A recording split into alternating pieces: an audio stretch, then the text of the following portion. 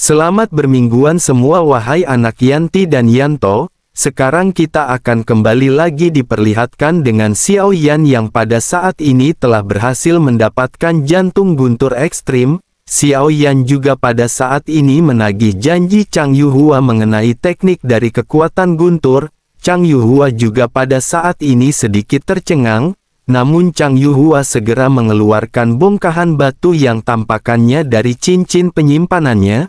Begitu token ini dikeluarkan, Xiao Yan bisa merasakan adanya fluktuasi aneh yang datang dari bongkahan batu tersebut. Chang Yuhua pada saat ini berkata sambil tersenyum pahit bahwa potongan batu ini diberikan oleh para leluhur.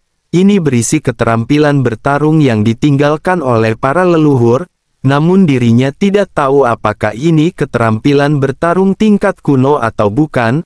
Harta ini ditinggalkan oleh para leluhur mereka untuk keturunan keluarga Chang, oleh karena itu mereka harus menggunakan metode rahasia untuk bisa mendapatkan intinya.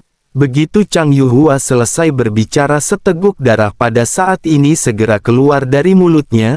Sebuah tanda muncul di sidik jarinya sebelum akhirnya ditampar ke arah batu di tangannya. Segera setelah itu pecahan batu meledak menjadi cahaya dan mulai terbelah seketika.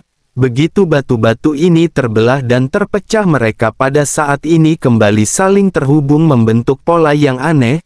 Sementara itu Chang Yuhua pada saat ini terus-menerus mengubah segel di tangannya dan apa yang tampak seperti pecahan batu biasa sebelum dipecah pada saat ini benar-benar kembali diterapkan. Batu ini pada akhirnya berubah menjadi potongan batu giok yang utuh di hadapan Xiao Yan. Chang Yuhua pun dengan hormat segera menyerahkan selip batu giok tersebut kepada Xiao Yan. Sosoknya berkata karena dirinya berjanji kepada senior, dirinya tentu saja tidak akan mengingkari janjinya. Dirinya hanya tidak tahu apakah harta kuno peninggalan leluhurnya ini mengandung keterampilan bertarung kuno yang dibutuhkan senior atau tidak. Xiao Yan pada saat ini segera menerima batu giok dari Chang Yuhua dan segera memasukkan kekuatan spiritualnya ke dalam batu giok tersebut. Selanjutnya Xiao Yan seketika memasuki ruang yang berbeda dan Xiao Yan seketika melihat ke sekeliling. Bersamaan dengan hal tersebut di ruang ini seonggok jiwa pada saat ini tampak terlihat memadat. Xiao Yan menyipitkan matanya melihat sosok yang terlihat sangat familiar di hadapan Xiao Yan. Namun begitu diperhatikan lebih dekat, Xiao Yan pada saat ini menatap ke arah sosok yang mirip dengan patung batu. Xiao Yan segera menyadari mungkinkah ini adalah jiwa sesungguhnya dari penguasa guntur ekstrim sebelumnya, yakni Chang Qitian. Sosok tersebut pada saat ini segera berkata kepada Xiao Yan bahwa Xiao Yan bukanlah keluarga Chang. Tampaknya keluarga Chang telah mengalami perubahan drastis semenjak kematiannya. Xiao Yan pada saat ini memutuskan untuk tidak banyak bicara karena Chang Qitian juga tentu sudah mengerti mengenai semuanya. Sementara itu Chang Qitian pada saat ini segera bertanya kepada Xiao Yan siapakah sosok Xiao Yan. Xiao Yan segera menjelaskan bahwa dirinya adalah penguasa guntur ekstrim saat ini. Mendengar hal tersebut Chang Qitian pada saat ini mengerutkan kening sebelum akhirnya bertanya bisakah Xiao Yan memberitahu Chang Qitian apakah sesungguhnya yang telah terjadi. Xiao Yan pada akhirnya memberitahu Chang Qitian semua yang terjadi yang tidak diketahuinya. Chang Qitian pada saat ini terdiam untuk waktu yang lama. Sesaat kemudian sosoknya lanjut bertanya apakah muridnya yang bernama Jin Chong telah mati. Pada saat ini bisa melihat adanya kesedihan yang terpancar dari wajah Chang Qitian, sepertinya dirinya benar-benar sangat mencintai muridnya di dalam hatinya. Xiao Yan pada akhirnya menghela nafas dan segera berkata bahwa Xiao Yan telah menghabisinya dengan tangannya sendiri. Chang Qitian pada saat ini sedikit menghela nafas dan berkata bahwa dirinya benar-benar tidak mengerti mengapa orang tersebut bisa jadi seperti ini. Dirinya mungkin memang tidak pernah berpikir untuk memberikan guntur ekstrim kepada Jin Chong. Bakatnya dalam latihan fisik terlalu lemah dan jika dirinya harus menanggung kekuatan guntur, maka hal tersebut benar-benar sangat mustahil dan hanya akan menyebabkan kematian bagi Jin Chong. dirinya juga sesungguhnya telah menganggapnya seperti anaknya sendiri. Jin Chong memiliki bakat yang luar biasa dan tidak dapat ditahan, namun dirinya benar-benar tidak menyangka bahwa pada akhirnya dirinya akan mati di tangan muridnya sendiri. Chang Qitian kembali menghela nafas dan pada saat ini tampak terlihat terdiam merenungi nasibnya. Sementara itu Xiao Yan pada saat ini segera mulai memberitahu Chang Qitian tentang situasi dari Sensi saat ini. Chang Qitian pada saat ini sedikit menggelengkan kepalanya tanpa daya mendengar apa yang dijelaskan oleh Xiao Yan. Chang Qitian lanjut berkata bahwa dirinya telah mati dan dirinya pernah berjuang untuk Sensi, tetapi pada saat ini dirinya benar-benar tidak bisa berbuat apa-apa. Mendengar hal tersebut dan merasakan kesedihan dari Chang Qitian, Xiao Yan pada akhirnya segera bertanya kepada Chang Qitian. Xiao Yan berkata, apakah senior memiliki keinginan yang belum terpenuhi? Senior telah berjuang untuk Sensi dan jika tidak mungkin saja senior pada saat ini masih akan tetap hidup. Oleh karena itu Xiao Yan pada saat ini tidak akan pernah menolak jika dimintai bantuan oleh senior. Mendengar hal tersebut Chang Qitian pada saat ini menghela nafas dan berkata bahwa jika bisa tolong beri dirinya bantuan terakhir kepada keturunan keluarga Chang. Sejak mereka lahir di Sensi mereka semua selalu berjuang untuk Sensi. Segala yang mereka punya pada saat itu hanyalah untuk mendukung Sensi. Xiao Yan pun menganggukkan kepalanya mendengar apa yang baru saja dikatakan oleh Chang Qitian. Sementara itu Chang Qitian segera kembali berbicara perlahan bahwa karena Xiao Yan telah menjadi penguasa guntur ekstrim, Xiao Yan tentu mengetahui teknik pengendalian guntur surga milik Chang Qitian, seharusnya itu juga yang pada akhirnya menyebabkan Xiao Yan berada di tempat ini, namun hanya saja jika teknik ini diajarkan maka Chang Qitian benar-benar akan menghilang. Mendengar hal tersebut Xiao Yan pada saat ini terdiam dan Xiao Yan memutuskan untuk tidak berbicara apapun. Sementara itu Chang Qitian kembali berbicara bahwa dirinya akan mengajarkannya kepada Xiao Yan. Dirinya juga pada saat ini tidak ingin keterampilan terkenal itu menghilang. Lebih baik Chang Qitian menghilang dari dunia ini tetapi dirinya masih bisa meninggalkan sesuatu yang berharga. Xiao Yan pada akhirnya menangkupkan tangannya dan segera mengucapkan terima kasih kepada Chang Qitian. Xiao Yan lanjut menjelaskan bahwa Xiao Yan pasti akan memenuhi kepercayaan dari senior Sensi sedang dalam permasalahan besar dan Xiao Yan akan melindungi mereka dengan hidup Xiao Yan. Xiao Yan juga tidak akan mengecewakan senior dan Xiao Yan juga tidak akan mengecewakan guntur ekstrim. Xiao Yan benar-benar akan segera terjerat dalam pertempuran berdarah demi Sensi. Chang Qitian pada saat ini menganggukkan kepalanya dan berkata bahwa dirinya benar-benar tidak menyangka Sensi akan segera mengalami kembali pertarungan besar. Setelah kata-katanya terjatuh jiwanya pada saat ini berubah menjadi seberkas cahaya dan langsung menuju ke arah alis Xiao Yan. Selanjutnya formasi agung yang merupakan teknik pengendalian guntur surga milik Chang Qitian benar-benar meresap dalam benak Xiao Yan. Xiao Yan pada saat sebelumnya telah melihat Jin Chong melakukan teknik tersebut. Kekuatan teknik ini secara alami dianggap berada di tingkat keterampilan bertarung suci tingkat tinggi.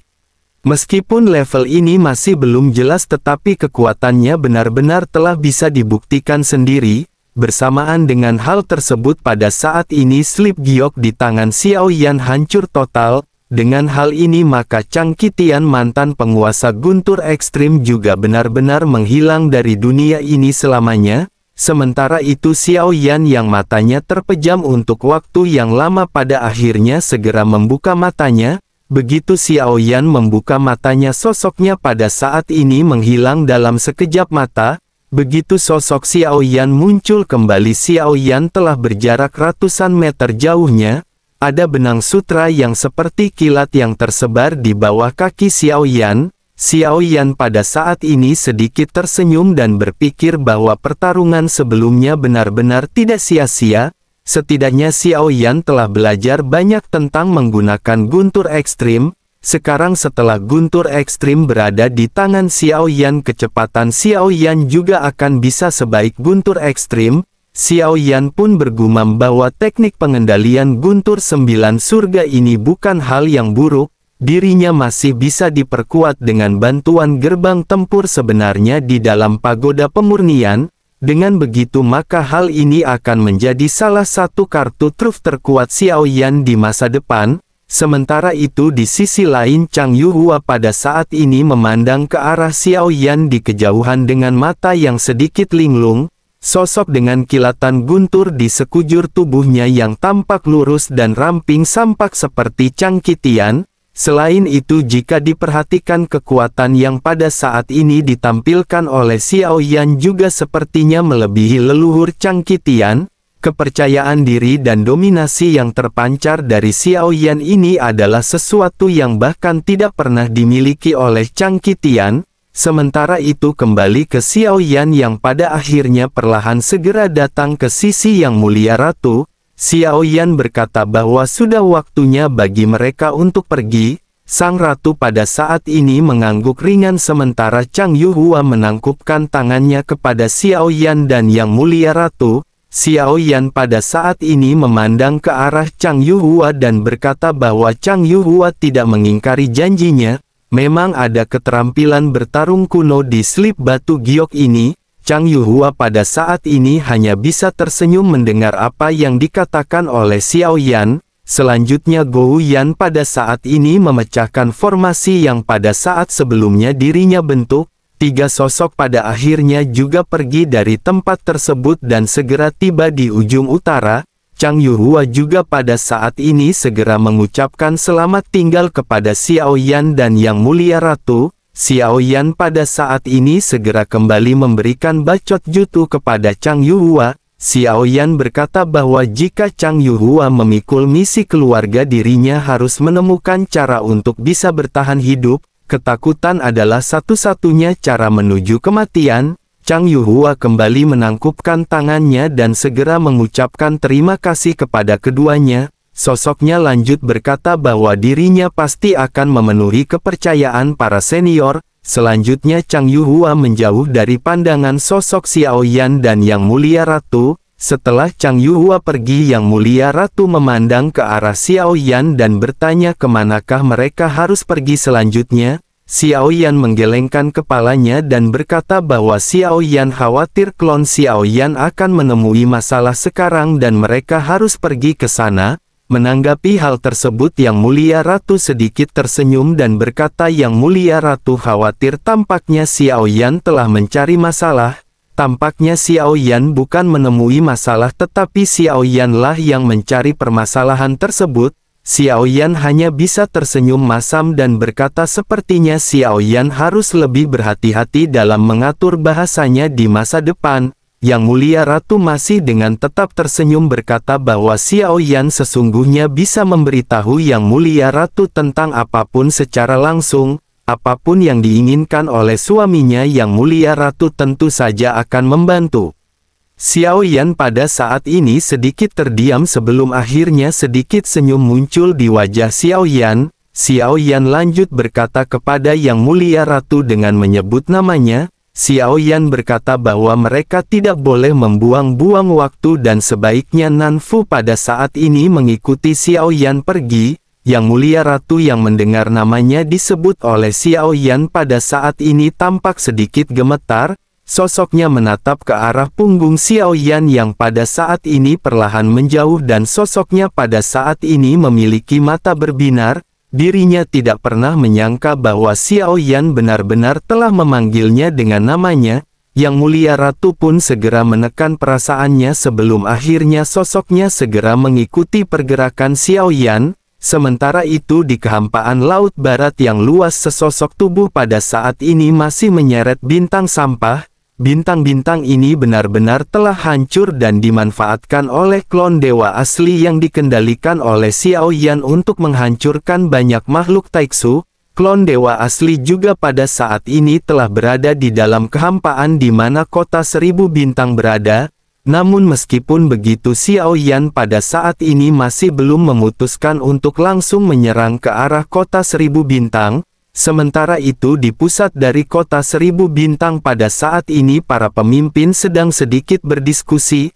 Terlihat ada seorang wanita berambut merah dengan armor berat yang sedang bersandar di kursi. Sosoknya saat ini bertanya apakah orang itu akan datang ke sini. Apakah mereka sudah mengunci posisi orang ini? Apakah mereka benar-benar yakin dirinya akan datang ke arah makhluk-makhluk Taiksu? Seorang prajurit Taiksu segera menangkupkan tangannya dan segera mulai memberikan penjelasan. Sosoknya berkata bahwa meskipun ada beberapa jeda di sepanjang jalan arah sosok tersebut mengarah ke makhluk-makhluk Taiksu, dengan kecepatan sosok tersebut seharusnya akan tiba dalam waktu singkat. Wanita berarmor berat berambut merah kembali bertanya apakah dirinya yakin orang ini berasal dari klan dewa asli. Prajurit itu pun mengangguk dan berkata bahwa berita ini adalah berita yang akurat.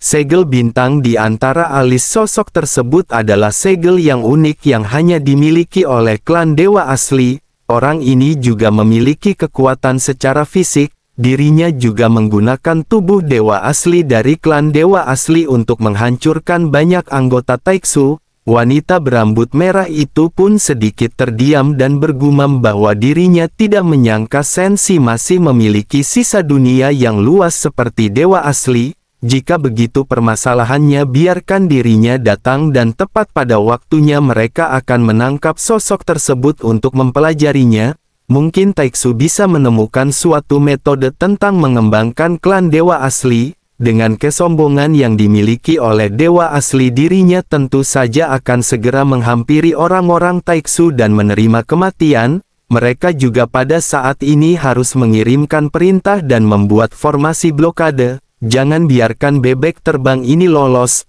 Mereka harus memanfaatkan kesempatan ini dengan sangat baik. Prajurit itu pun mengangguk sebelum akhirnya berbalik menyampaikan instruksi dari wanita berambut merah. Sementara itu wanita berambut merah pada saat ini menjilat bibirnya dan memancarkan bau haus darah. Sosoknya berkata bahwa sekarang dirinya memiliki keterampilan untuk memurnikan boneka. Dirinya bisa menangkapnya dan memurnikannya menjadi boneka.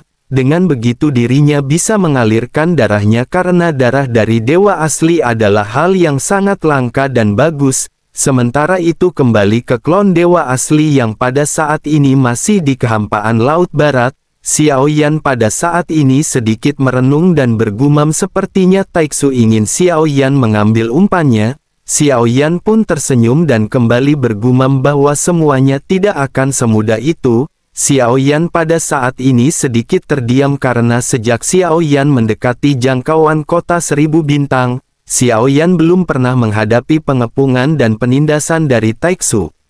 Dengan begitu Xiao Yan tahu bahwa mereka pada saat ini sedang menunggu kedatangan Xiao Yan. Xiao Yan pada akhirnya segera melesat dan Xiao Yan sampai di sebuah bintang yang ditinggalkan. Xiao Yan memutuskan untuk berdiam diri di bintang yang telah dihancurkan oleh Taiksu. Xiao Yan terdiam untuk beberapa saat dan sama sekali tidak melakukan gerakan apapun. Bersamaan dengan hal tersebut salah satu prajurit Taiksu pada saat ini segera melangkah maju untuk melapor. Begitu menerima laporan ini wanita berambut merah seketika tampak terlihat bingung. Sosoknya bergumam bahwa bintang-bintang ini telah lama dijarah oleh Taiksu. Apa sesungguhnya yang ingin dirinya lakukan ketika dirinya pergi ke bintang-bintang tersebut? Xiao Yan pada saat ini terus-menerus terdiam untuk beberapa saat. Xiao Yan tidak pernah pergi dan hanya duduk bersila di dalam bintang. Segel bintang 6 di antara alis dewa asli pada saat ini berkedip-kedip.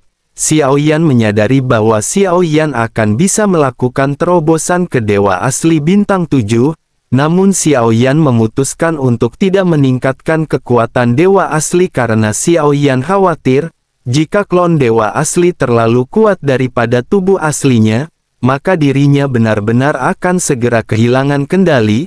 Terlebih lagi jarak antara dewa asli dan Xiao Yan pada saat ini masih terasa jauh. Klon dewa asli pada akhirnya dibiarkan duduk diam diri di tempat ini. Setelah beberapa saat suasana hening pada saat ini tiba-tiba gemuruh seketika terdengar. Xiao Yan pun bergumam sepertinya orang-orang dari Taiksu kembali datang.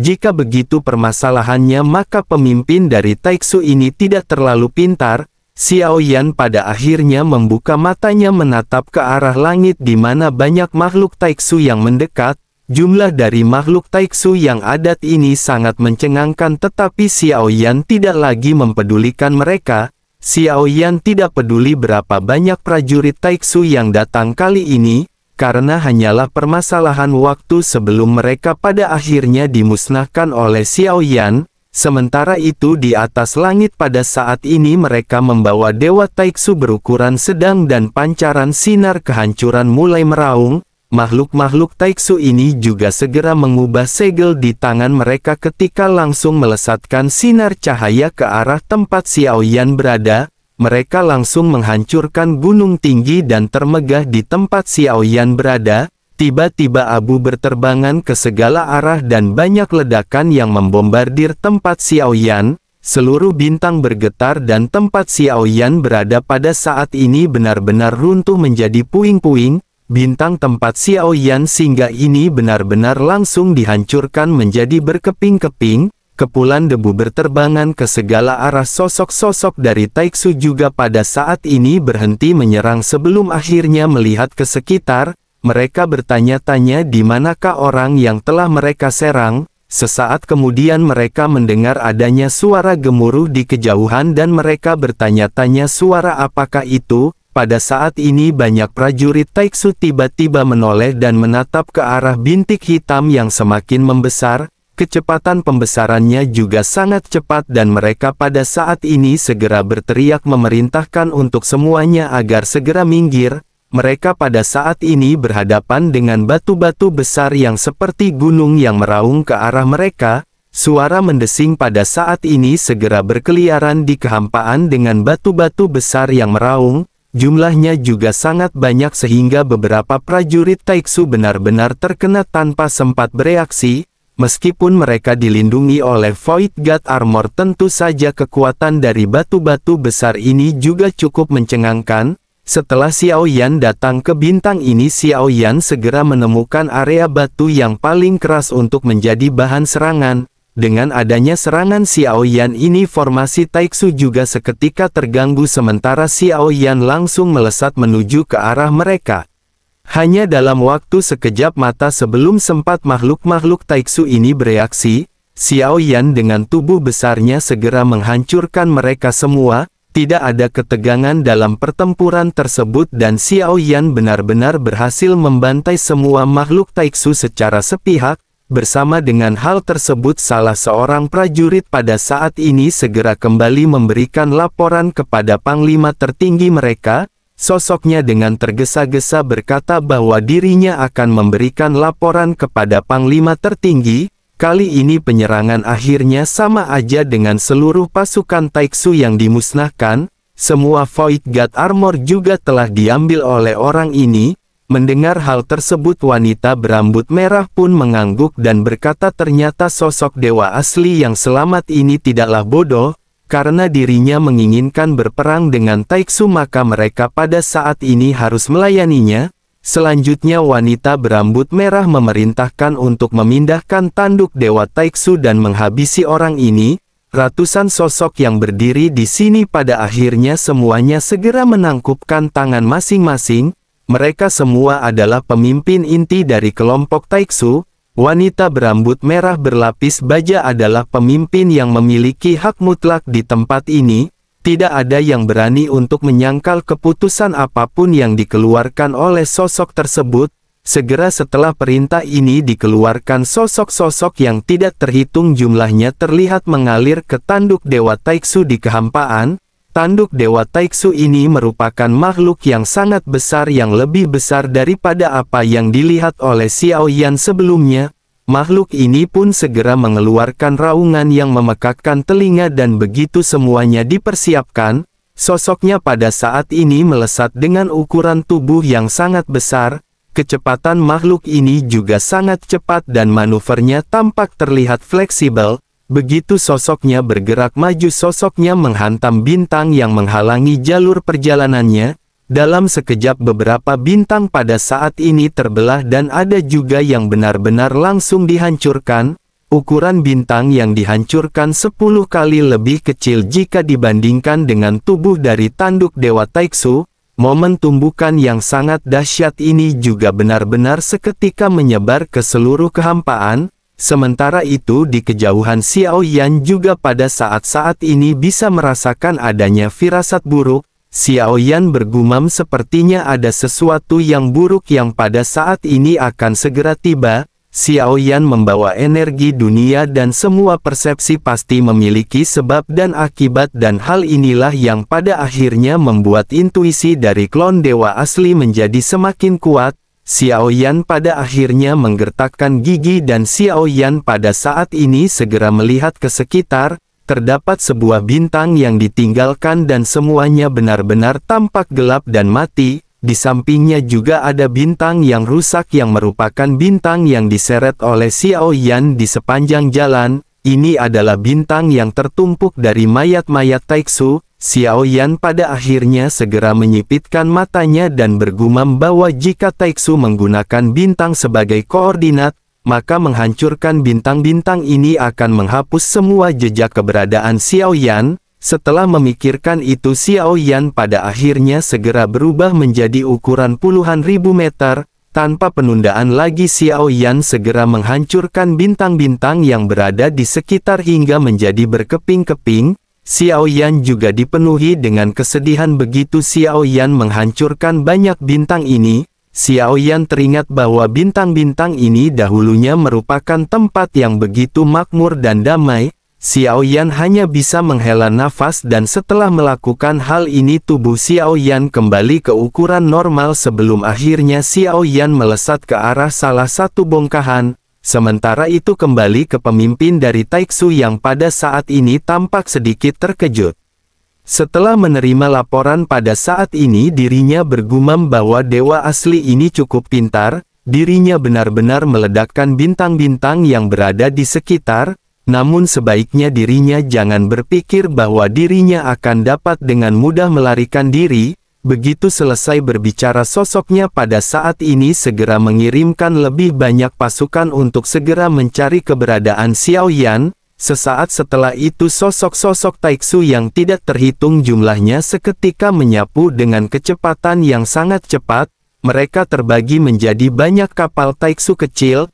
Ketika mereka menembus kehampaan dan menghilang, belasan kapal Taiksu pada saat ini muncul di kehampaan tempat Xiao Yan berada.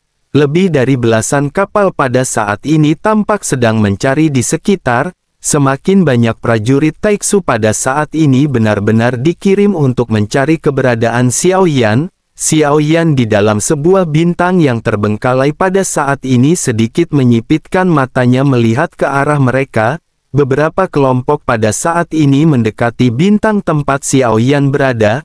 Mereka telah mendapatkan info bahwa sosok dari dewa asli ini tidak akan mungkin pergi dari tempat ini dengan begitu cepat. Tanpa adanya bahtera tidak mungkin baginya untuk bisa meloloskan diri. Oleh karena itu satu-satunya kemungkinan pada saat ini adalah bahwa dewa asli ini bersembunyi di inti bintang. Informasi ini pada akhirnya membuat para prajurit Taiksu diperintahkan untuk memasuki ke kedalaman inti bintang yang tersebar. Sekelompok prajurit Taiksu pada saat ini tampak melayang di hadapan bintang tempat Xiao Yan berada. Salah seorang di antara mereka pada saat ini segera melesat masuk sebelum akhirnya mencapai tempat Xiao Yan. Namun pada saat ini sosok tersebut tidak memasuki ke kedalaman bintang dan sosok tersebut kembali melesat keluar. Xiao Yan pada saat ini sedikit menghela nafas karena ternyata sosok Taiksu masih belum mengetahui keberadaan Xiao Yan.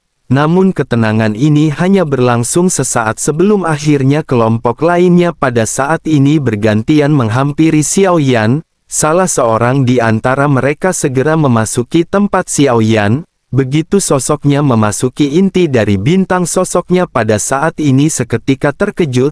Sosoknya selanjutnya berniat untuk berbalik dan hendak melarikan diri. Namun bagaimana mungkin Xiao Yan memberi sosok tersebut kesempatan? Xiao Yan langsung menangkapnya dan meninju kristal merah di dadanya menghancurkan kekuatannya, tetapi Xiao Yan tidak menghabisinya.